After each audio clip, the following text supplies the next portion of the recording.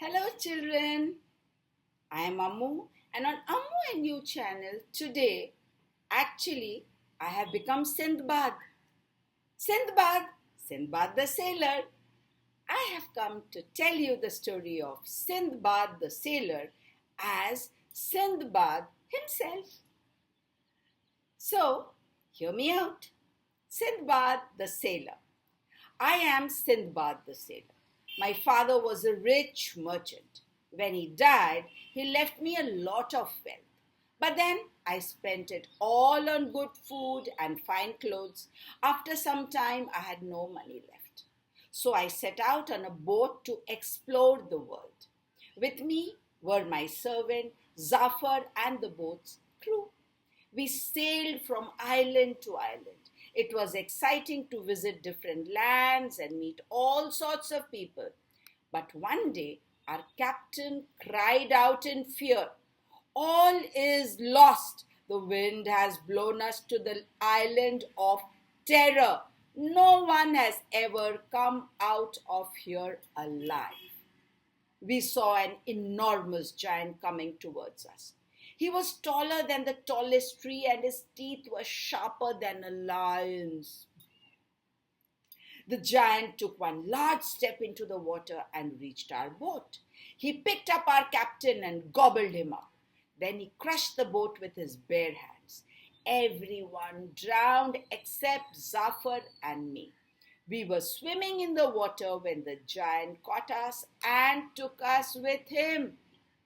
All night long we were in his cave. The giant snored like a buffalo. In the morning, Jafar said, "It is better to die at sea than be eaten alive. We must escape. I have a plan." We took 2 iron pokers and heated them in the fire. Then we put them into the eyes of the sleeping giant. The giant ran about jumping and screaming. He tried to catch us, but we slipped through his fingers. We reached the beach and made a raft. There was still some wood left from the boat. Then we jumped onto it. We were now back in the wide open sea. For many days we sailed. We were hungry and thirsty and almost dead. Suddenly it was dark. Above us was a huge bird. I had heard stories about this terrible bird called the rook. "It's the rook!" I shouted. "We done for." It screeched and beat its wings even louder than thunder. It caught us tightly in its claws and flew high up in the air. Then it suddenly started going down towards the sea at lightning speed, and then it dropped us. "The giant should have eaten us," said Zafar. "It is better to die a quick death than to die slowly in the middle of the sea." While I was in the air, I could see land. I pointed it out to Zafar. He said, "It is far, but we must find the strength to swim there." So we swam there. When we reached, the beach glowed before us with diamonds. On the banks of the river, there were rubies redder than apples. Beautiful gems grew on the trees too. "But what good are these riches?" asked Zafar. "What we need is food and water." We went a bit further and found the most delicious fruits. But immediately a fire-breathing dragon swung towards us.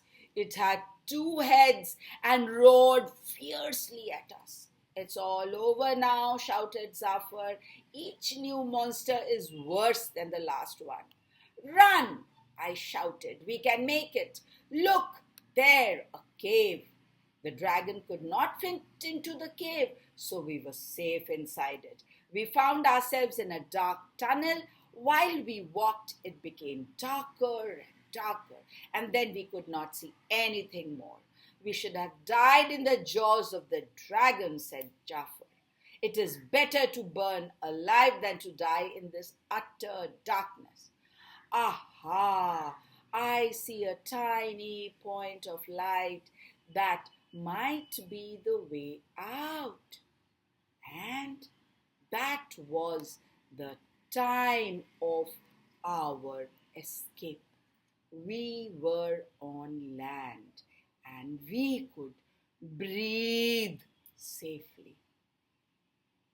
So, this was one of the adventures, dangerous adventures that I had. Wait for me till I come again with many more such of my adventures to narrate to you. Till then, Ammu says, Tata, and thank you for listening to the story. But yes, please like, share, subscribe, press the bell icon, and wait for me till I come back again with another story. Tata.